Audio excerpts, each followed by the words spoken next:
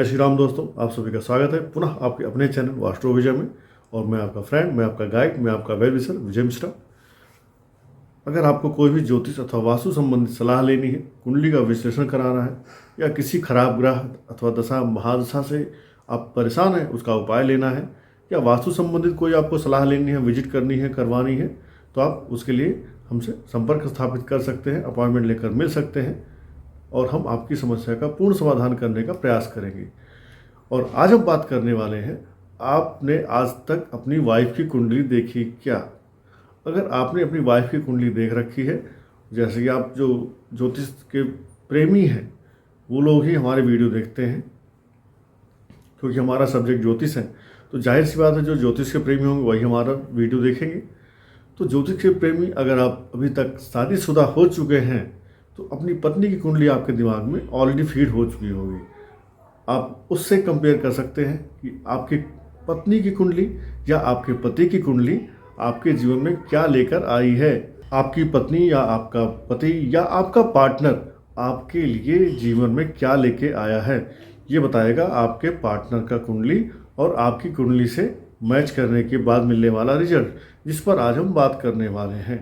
और हाँ, अगर आप अभी तक अनमैरिड हैं तो आपके लिए अब एक चांस बन गया कि जब आप शादी के लिए लड़की देखते हैं, कुंडली का मिलान करते हैं, तो आप देख पाएंगे कि किस लड़की से शादी करने पर आपको किस तरह के जीवन में अच्छे या बुरे परिणाम मिल सकते हैं। जो मेरे ज्योतिष के मित्र हैं, ज्योतिष के प्रेमी हैं, वो इस वीडियो का यूज कर सकते हैं कुंडली मिलान में भी, कि कुंडली मिलान में गुण तो ठीक है, गुण के अलावा आपको दोनों लड़के लड़की की कुंडली मिला करके ये भी देखना चाहिए कि लड़की लड़के के लिए क्या लेके आ रही है और ये लड़की लड़के को क्या देने वाली है और लड़का लड़की को क्या देने वाला है।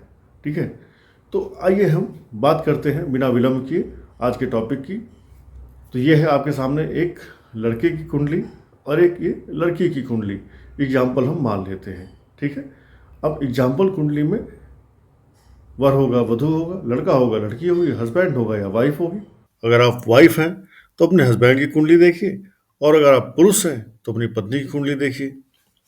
अब यहाँ पर उदाहरण के लिए मान लीजिए ऊपर वाली कुंडली है हस्बैंड की, नीचे वाली कुंडली है वाइफ की। अब हस्बैंड की कुंडली मान लीजिए मेष लगन की है, तो मेष से गिनेंगे 1 2 3 4 5 6 7, तो यहाँ पर आएगी तुला लगन। That means what? That means आपकी कुंडली से आपका लाइफ पार्टनर तुला लगन का होना चाहिए, ठीक। या आपके लाइफ पार्टनर में तुला लगन की जो क्वालिटी हैं, ये क्वालिटीज रहेंगी। आपका लाइफ पार्टनर कुछ ऐसा होगा जहां पर तुला का असर उसके अंदर ज्यादा होगा। अब देखिए, आपके लाइफ पार्टनर की जो कुंडली है उसका, ठीक है, एक बार अवलोकन करिए। और ये जो 7th हाउस में बैठी हुई राशि है, आपके लाइफ पार्टनर के कुंडली के किस भाव में ये राशि लिखी हुई है। क्लियर? अब अगर यही आपके 7th हाउस की लिखी हुई राशि आपकी पत्नी की कुंडली में या आपके लाइफ पार्टनर की कुंडली के 1st हाउस में है, तो क्या होगा? इट मीन्स आपकी लाइफ पार्टनर आपके कुंडली के लिए मोस्ट सुटेबल है, बिकॉज आपके कुंडली के अनुसार आपके लाइफ पार्टनर की जो कुंडली होनी चाहिए थी तुला लगन की है, जो कि आपके कुंडली के 7वें भाव की राशि है, और उसके भी लगन में वही राशि है जो आपके 7म भाव में है। दैट मीन्स आप दोनों की जो कंपैटिबिलिटी होगी काफ़ी अच्छी होनी चाहिए, ठीक है। और एक चीज़ आप यहाँ पे देखो, हर भाव से जो 7वां भाव होता है वो उस भाव का कॉम्प्लीमेंट्री होता है, वो उस भाव का पूरक होता है, ठीक है। वो उस भाव का एक तरह से पति पत्नी का रिश्ता रखता है, ठीक है ना। तो जब आपके 7वें भाव की राशि वाली ही पत्नी आपको मिल जाएगी, that means she is someone whom you were waiting for, okay. तो जब आपकी पत्नी की लगन में राशि और आपके 7वें भाव की राशि, अर्थात यहाँ की ये राशि तुला राशि और यहाँ पर भी यही तुला राशि मिल जाएगी, दैट मीन्स अब इस जातिका से शादी होने के बाद आपके जीवन में, आपकी पर्सनालिटी में, आपके रहन सहन में, आपके ऑरा में चेंज आएगा, ठीक है। ये चीज़ें आपकी बढ़ेंगी, आपका पहले के कंपैरिजन में आपका रुतबा बढ़ेगा, पहले के कंपैरिजन में आपके लाइफ में ग्रोथ आएगी, लाइफ में आपके स्टेबिलिटी आएगी, और पहले के कंपैरिजन में अब आपकी लाइफ स्मूथ होगी। हो सकता है कि पहले आप अकेला महसूस करते थे, पहले आप इमोशनली अनबैलेंस्ड थे, इमोशनली आपको कोई सपोर्ट देने वाला नहीं था, लेकिन जब आपके सप्तम भाव की राशि वाली ही महिला आपको मिल जाती है, पार्टनर आपको मिल जाता है, ठीक है, मीन्स महिलाएं अपने हस्बैंड की कुंडली देखिए, ठीक है। तो अगर आपको ऐसा पार्टनर मिल जाता है जो आपकी सप्तम भाव की राशि को अपने लगन में रखा हुआ है, तो ये आपके जीवन में ग्रोथ लेके आता है। और महिला, यह तो बात हो रही है पुरुष के लिए, हस्बैंड के लिए। महिला को क्या मिलेगा?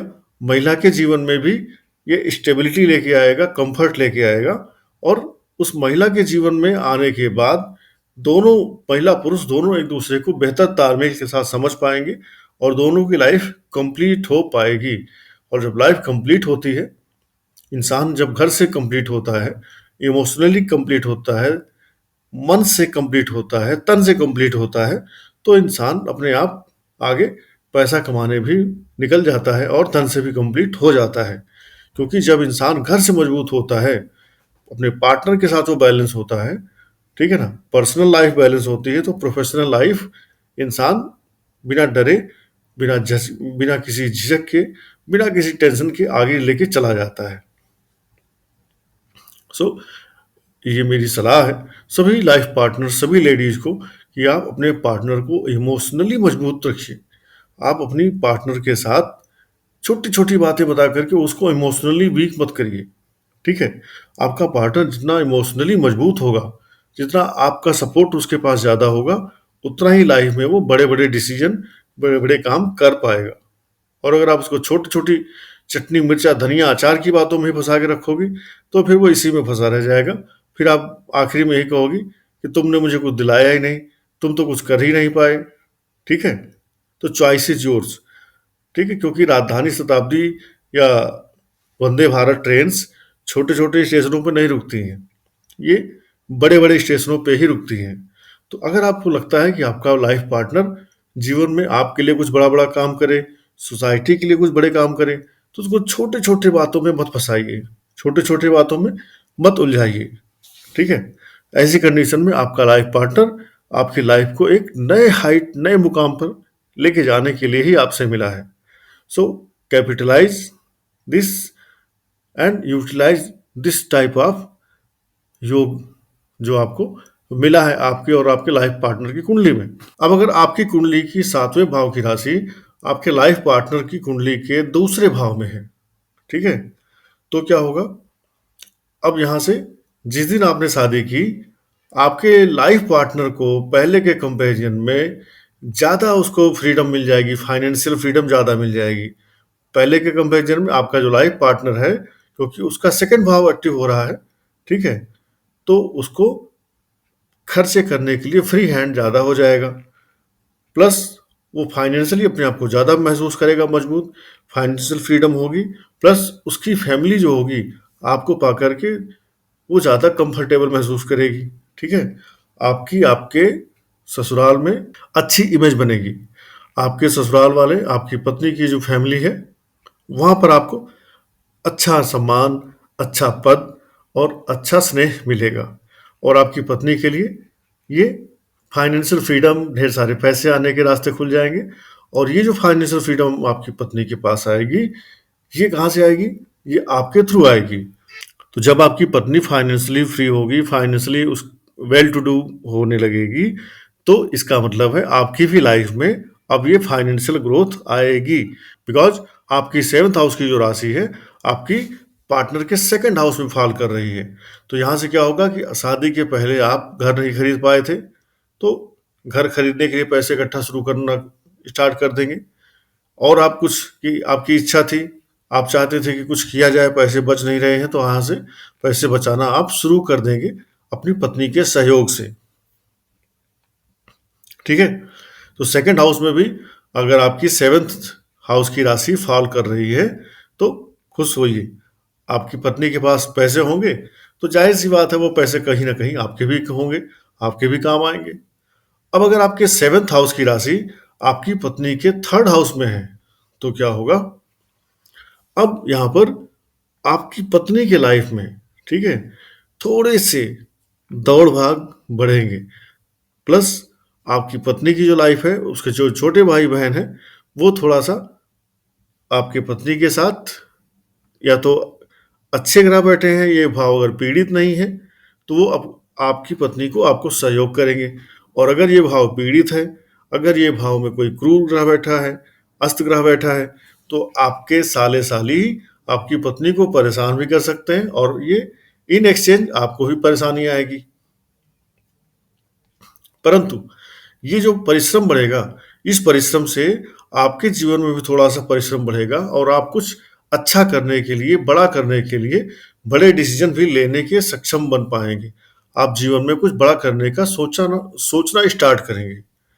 आप सोचना शुरू करेंगे कि यार अब कुछ बड़ा करते हैं, पहले सिंगल था अब डबल हो गया, कल को बच्चा हो जाएगा, तो let's do something big, let's do something large.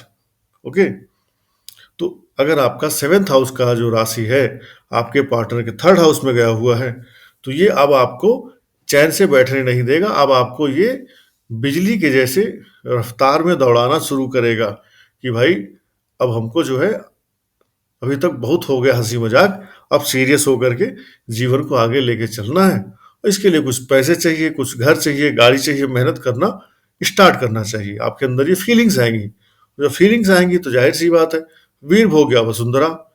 जब आप वीर होंगे तो आप मेहनत करेंगे, मेहनत करेंगे तो चीजें आपके पास आज नहीं तो कल आएंगी ही आएंगी। अब अगर आपके सेवंथ हाउस की राशि आपकी पत्नी के फोर्थ हाउस में गई हुई है तो आप खुश हो जाइए। शादी के बाद आपके पास घर नहीं था, घर हो जाएगा, गाड़ी नहीं थी, गाड़ी हो जाएगी, अगर आप सोच रहे थे कहीं जमीन खरीदने के लिए, जमीन हो जाएगी। प्लस आपकी पत्नी का आपके माता के साथ संबंध और आपका आपकी पत्नी के माता के साथ संबंध अच्छा रहेगा, मधुर रहेगा। ठीक है, ये सारे जो मैं आपको परिणाम बता रहा हूं ये शुभ परिणाम तभी होंगे जब ये भाव, ये यहाँ पर बैठा ग्रह, इस भाव का भावेश पीड़ित ना हो, अस्त ना हो, पाप कर्तरी में ना हो तब। ठीक है, और अगर इस भाव का किसी भी भाव का भावेश या वो भाव पीड़ित हुआ, अस्त हुआ, पाप कर्तरी में हुआ तो ये चीजें इतनी बढ़िया नहीं हो पाएंगी। फिर इसका रिजल्ट मिला जुला भी रह सकता है और इसका रिजल्ट निगेटिव भी हो सकता है। ठीक है, तो अगर आपका सेवंथ हाउस का जो राशि है आपकी पत्नी के फोर्थ हाउस में गया है तो ये एक शानदार योग है। ठीक है, ऐसी कुंडली अगर आपको मिल रही है तो आप आंख बंद करके शादी कर डालो और उसके बाद आपके जीवन में सुख सुविधाएं अपने आप आना शुरू करेंगी। मेहनत आपको कर्म करते जाना है, सुविधाएं आपके पास दौड़ी हुई आएंगी। अब अगर आपका सेवंथ हाउस का जो राशि है आपकी पत्नी के पांचवें घर में है, दैट मीन्स जिस दिन आपने शादी की उस दिन आपका बुद्धि, आपका इंटेलिजेंस और आपकी पत्नी का इंटेलिजेंस दोनों एक साथ जगना स्टार्ट हो जाएंगे और आपके अंदर रोमांटिक फीलिंग्स आना स्टार्ट हो जाएंगी। You will treat your wife like a girlfriend, you will treat your husband like a boyfriend.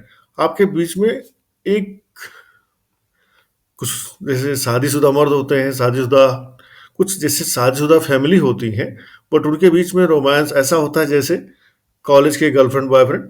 तो कहीं ना कहीं आपके बीच में ऐसी बॉन्डिंग रहेगी अगर आपके सेवंथ हाउस का लॉर्ड आपके वाइफ के फिफ्थ हाउस में गया हुआ है। अगर आपके सेवंथ हाउस की राशि आपकी पत्नी के, आपके पार्टनर की कुंडली में फिफ्थ हाउस में गई हुई है तो आपके बीच में ना एक वो रोमांटिक फीलिंग्स, एक वो थोड़े से अंडरस्टैंडिंग, थोड़ी सी इंटेलिजेंस ये डेवलप होगी।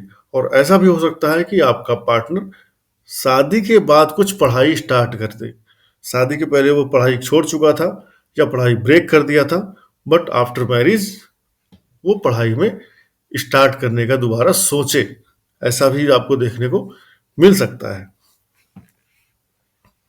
अब अगर आपका सेवंथ हाउस का ये जो राशि है, मैंने यहाँ पे तुला राशि लिखा है, आपकी कुंडली में यहाँ पे कोई भी राशि हो सकती है 1 से लेके 12 तक। ठीक है, तो खाली तुला मत देखिएगा, आपके सेवंथ हाउस में कौन सी राशि है और आपकी पत्नी की कुंडली में वो किस भाव में गई है वो देखिएगा। अब अगर आपकी 7वें भाव की राशि आपकी पत्नी की कुंडली में छठे घर में गई है तो क्या होगा? शादी के बाद आपके जीवन में थोड़े कर्जे बढ़ सकते हैं, थोड़े दुश्मन बढ़ सकते हैं और झगड़ा, लड़ाई, कलह भी बढ़ सकती है। तो ये जो घर हुआ, इस घर में अगर आपके पार्टनर की राशि गई हुई है 7th वाली, ठीक है, तो इस लड़की को आपको अवॉइड करना चाहिए। क्यों अवॉइड करना चाहिए? क्योंकि आपके जीवन में ऋण, रोग, शत्रु बढ़ सकते हैं। आपका झगड़ा, लड़ाई किसी से बढ़ सकता है। बिना बिना वजह की आपके किसी वजह से पुलिस केस या कोर्ट केस, कोर्ट कचहरी का चक्कर लगना स्टार्ट हो सकता है। ठीक है, तो अगर आपके पास ऑप्शन है और आपने ब्रह्मा जी से लिखवा के नहीं ले आए हो, तो आप ऐसी लड़की को, ऐसे पार्टनर को, ऐसे हस्बैंड को अवॉइड करिए जहां पर आपके 7वें भाव की राशि आपके पार्टनर के छठे भाव में जा रही हो। अब अगर आपके 7वें भाव की राशि आपके पार्टनर के 7वें भाव में ही जा रही हो,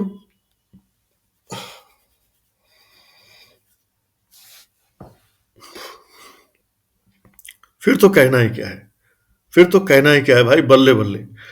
फिर तो आप छा गए, क्योंकि आपकी और आपके पार्टनर की कुंडली के 12 के 12 भाव सेम टू सेम हो जाएंगे। अगर आपकी मेष लगन की कुंडली है तो आपके पार्टनर की भी मेष लगन की हो जाएगी। तो दैट मीन्स अब दोनों एक और एक मिलकर के 11 बन जाओगे। ठीक है, जैसे कहते हैं ना, डबल इंजन की सरकार। मोदी जी कहते हैं, योगी जी, उत्तर प्रदेश में आपकी सरकार बनेगी तो डबल इंजन की सरकार बनेगी।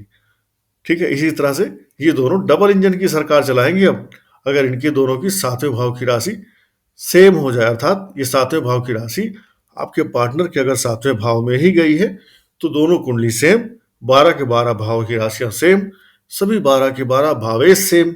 इट मीन्स अब आप दोनों मिल करके एक ही दिशा में काम करोगे और दोनों का देखने का नजरिया, सोचने का नजरिया, दोनों के काम करने का स्टाइल लगभग सेम होगा और दोनों एक ही दिशा में लेकर के चलोगे अपनी गाड़ी को।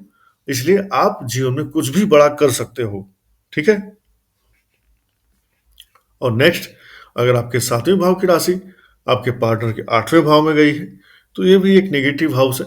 यहाँ जाने के बाद इसको बैलेंस कर पाना बड़ा टफ होता है। अगर आपका लाइफ पार्टनर कुछ 8th हाउस के काम कर रहा है, जैसे वकील है, एस्ट्रोलॉजर है, ठीक है, तंत्र मंत्र में काम कर रहा है, LIC में काम कर रहा है, कोई रिसर्च एंड डेवलपमेंट में काम कर रहा है, तो उसके लिए ये शानदार हो जाएगा, उसका ग्रोथ करेगा। ठीक है, और अगर कोई हैवी इंडस्ट्री मैन्युफैक्चरिंग की लगा रखा है तो भी उसके लिए ये फायदेमंद है, उसके लिए ये ग्रोथ कराएगा। अदरवाइज जैसे आपका 7th हाउस का लॉर्ड, जैसे आपके 7th हाउस की राशि आपके पार्टनर के 8th हाउस में जाएगी और उस पार्टनर का आपसे शादी होगा, उस दिन के बाद आपके जीवन में कष्टों की संख्या बढ़ना प्रारंभ हो जाएगी और आप उन कष्टों का आजीवन कोई परमानेंट उपाय नहीं कर पाओगे। ठीक है, तो छठा भाव और 8वां भाव, इनसे हमको बचना चाहिए। लाइफ पार्टनर अगर इन भावों का मिल रहा है हमारे 7th हाउस के रिस्पेक्ट में तो। हाँ, अगर वो 6th हाउस या 8th हाउस को यूज कर रहा है तो इनके रिजल्ट कुछ हद तक कम हो जाएंगे, जो निगेटिव वाले हैं। ठीक है, अब अगर आपका लाइफ पार्टनर जो है आपकी 7th हाउस की राशि को अपने 9th हाउस में रखा हुआ है तो क्या होगा? फिर तो आपका लाइफ पार्टनर जिस दिन आपकी लाइफ में आएगा उस दिन के बाद आप अगर पहले नास्तिक थे तो आस्तिक बन जाओगे। आप पहले भगवान को बिल्कुल नहीं मानते थे तो आप भगवान को मानने लगोगे। आप पहले हनुमान चालीसा पढ़ते थे तो अब आप हनुमान चालीसा, दुर्गा चालीसा, शिव जी का चालीसा वो भी पढ़ने लगोगे। एडिशनल भक्ति आपके अंदर जग जाएगी, एडिशनल पूजा पाठ करने लगोगे।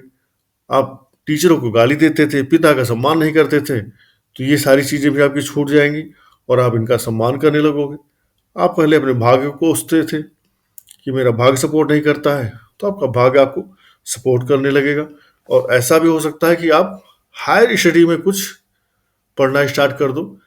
ठीक है, आपने बीटेक किया था, आप जॉब कर रहे थे, अब आप एमटेक करना प्रारंभ कर दो या पीएचडी करना प्रारंभ कर दो, ऐसा भी हो सकता है। अगर आपके 7th हाउस की राशि आपके पार्टनर की कुंडली में 10th हाउस में गई हुई है, तो क्या होगा? ये एक शानदार योग है। जहां आपने इस लड़की से, इस पार्टनर से शादी की, आपके करियर में चार चांद लग जाएंगे। आप नाम, यश, पद, प्रतिष्ठा, इनकी सीढ़ियों को चढ़ना स्टार्ट कर देंगे और बहुत जल्द आप अपने फील्ड के एक्सपर्ट बन जाएंगे। अपने फील्ड के आप एक तरह से माइकल शूमाकर बन जाएंगे। हम्म तो 10th हाउस में अगर गया हुआ है, तो केंद्रों में जो 10वां घर होता है, ये सबसे मजबूत होता है, सबसे पावरफुल होता है। त्रिकोण में जो 9th हाउस होता है, ये सबसे पावरफुल होता है। तो अगर आपकी 7th हाउस की राशि आपके पार्टनर के 10th हाउस में गई है, तो ये आपके जीवन में प्रमोशन, पद, प्रतिष्ठा, नाम, यह सब कुछ लेके आने वाली है। तैयार हो जाइए एंजॉय करने के लिए। और अगर आपके 7th हाउस की राशि आपके पार्टनर के लाभ भाव में गई हुई है, तो क्या होगा? यहां से जैसे आपने उस लड़की या उस लड़के से शादी की, आपके जीवन में हिडन डिजायर्स फुलफिल होने स्टार्ट हो जाएंगे। आप चाहते थे कि आपका पार्टनर बहुत सुंदर हो, आपके पास 2 बच्चे हों, 4 बच्चे हों, 4 गाड़ियां हों, 3 गाड़ियां हों, 2 घर हों, या whatever your wishes are, आपकी विशेष फुलफिल होना प्रारंभ हो जाएंगी। और यहाँ से जब आपका पार्टनर कनेक्शन बनाएगा 7th हाउस का, तो क्या होगा? फिर आप यहाँ से अपने जीवन में कुछ नए दोस्त बनाओगे, क्लबों में जाओगे, घूमना टहलना प्रारंभ करोगे और अपने से बड़े लोगों के साथ भी आप कांटेक्ट में आओगे, उनसे भी आपके नेटवर्क्स अच्छे बनेंगे। हाँ, लेकिन अगर यही आपके 7th हाउस की राशि अगर आपके पार्टनर की कुंडली में 12th हाउस में आ रही है, तो आपको थोड़ा सा सोचने की जरूरत है। यहाँ पर आपको फिर से 6-8 के बाद 12वें भाव में पुनः कंसीडर करने की जरूरत है कि क्या मैं इस पार्टनर को छोड़ सकता हूँ, शादी ना करूँ, कोई दूसरा पार्टनर मिल सकता है क्या? मीन्स शादी करने के पहले आपको अगर ऑप्शन है, तो आप 6-8-12 वाली कुंडली को अवॉइड करिए, ठीक है? क्योंकि जिस दिन आपकी शादी इससे होगी, उस दिन से आपके जीवन में, ठीक है, क्या होगा? आपके जीवन में कुछ ना कुछ रोग, टंटा, झगड़ा, लड़ाई और कुछ अनबन बनी रहेगी। हालांकि ये बेडरूम का हाउस होता है, ठीक है, यहाँ से हम सैया सुख देखते हैं। लेकिन भाई, आज के टाइम में भौतिकतावादी युग में आप सैया सुख तभी कर पाओगे जब आपके पास मनी सुख होगा, ठीक है? मनी सुख नहीं होगा तो सैया सुख नहीं मिलेगा, नहीं कर सकते हो। आपका पार्टनर आपको छोड़ के भग जाएगा, ठीक है ना? इसलिए 6th, 8th, 12th हाउस में अगर आपका 7th हाउस का राशि गया है, तो आपको सोचने की जरूरत है। फिर उस पर देखिए, शुभ कर्तरी है, शुभ ग्रह है, कैसा है, 6th, 8th, 12th हाउस को आपका पार्टनर यूज कर रहा है कि नहीं कर रहा है, ये सब चीजें आपको कंसीडर करने की जरूरत है। अदरवाइज अगर आपका पार्टनर आपकी 7th हाउस की राशि को अपने केंद्र में रखे हुए है, लाभ भाव में रखा हुआ है, 5th हाउस में या 9th हाउस में रखा हुआ है, तो फिर तो कहना ही क्या है, बल्ले बल्ले कर डालिए, गो अहेड, ठीक है? सो इस तरह से देखिए, आप अपने लाइफ पार्टनर की कुंडली आपको क्या देने वाली है, क्या दे रही है और क्या प्रॉमिस कर रही है।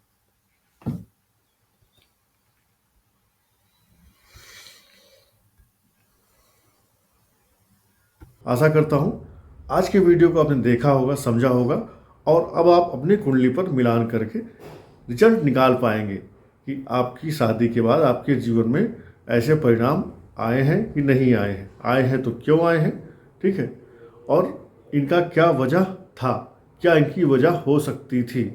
प्लस जो लोग अभी बैचलर हैं, उनके लिए गोल्डन चांस बन जाएगा कि लड़की जिसकी आप चाहते हैं कि आपसे शादी हो जाए, वो आपके जीवन में क्या क्या लेके आ सकती है। तो get the right partner as per your kundli, so that kundli of your life partner may support you to achieve the big things, big achievements in your life. जय श्री राम, राधे राधे। आप सभी स्वस्थ रहें, मस्त रहें और अपने जीवन में व्यस्त रहें।